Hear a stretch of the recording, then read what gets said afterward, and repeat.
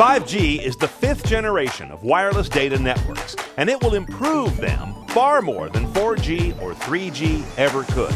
You'll feel it in your phone, your home, your car, and in the city and town around you. Downloads and streaming should happen literally without delay. Cars will talk to each other to prevent collisions. And untethered augmented and virtual reality can finally be achieved with real-time response. Not to mention industrial benefits like remote surgery or drone control. 5G does its magic with three key abilities. First, high bandwidth.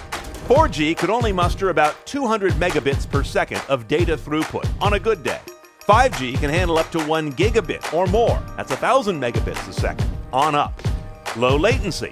4G suffers from around 100 milliseconds or so in response delay or latency. 5G reaction time can be as low as 1 millisecond, which makes everything happen virtually instantly. And dense connections. In a given square kilometer, 4G could only manage to connect about 1/10 the amount of devices as 5G can. If that's some of what 5G does, how does it do it? 5G uses new radio technology, the part of any wireless device that makes the connection. 5G uses some radio frequencies in a band known as sub-6, from 600 megahertz to 6 gigahertz, part of which is also used by current 4G LTE. But 5G will also use a higher band of radio frequencies, from 24 gigahertz to as high as 86. These much higher frequencies bring with them much higher data rates. Now, while these new 5G radio waves can carry more data with higher performance, they can't carry it as far. So 5G will use a lot of so-called small cells. These are small versions of the big cellular towers we all know. 5G will also use some new tricks in these small cells, like beamforming, to efficiently aim transmissions rather than just spray everything everywhere. The bottom line, though, you will need new phones, tablets, portable hotspots, and the like, with a 5G radio inside to connect to the new 5G networks. Your current 4G or even 3G gear can't tap into it. 5G networks will also position more data and computing resources closer to you that will avoid blunting 5G's low latency benefits. Most of us do think of phones when we think of wireless networks, but phones may actually be the least interesting thing about 5G.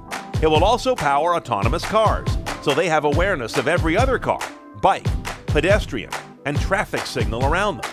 Smart cities based on 5G can make almost anything that's electric also connected and aware. When a bridge needs repair, why can't it tell someone? With a mesh of 5G connected sensors, it could.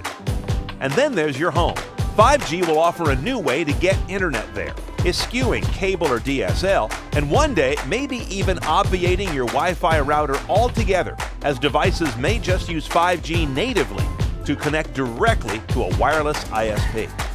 5G has renewed concerns about the safety of cellular radio waves. Some cities have taken action to block 5G deployment.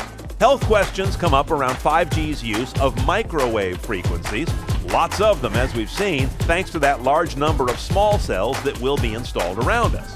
Now, while 5G may sound like a lot of microwave ovens mounted on poles running with their doors open, in fact, microwaves are nothing new.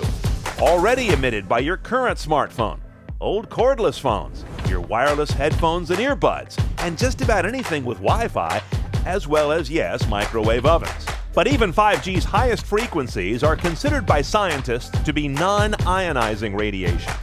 You have to move on up to X-rays, gamma rays, and cosmic radiation to find the kind of emissions that will harm cells, and 5G is far below that. 5G follows the inverse square law, losing power rapidly at even a small distance from the small cell. The US CDC says there is no scientific evidence to provide a definite answer to the question of cellular radio wave safety, whether it's 3G, 4G, or 5G. 5G will take years to roll out and some investment on your part, but the complexity of that deployment and debugging should be worth the wait, delivering the world we've been promised for a long time, where everything is connected, aware, and responsive, and a world in which we can stop worrying about the availability or performance of connectivity in the first place.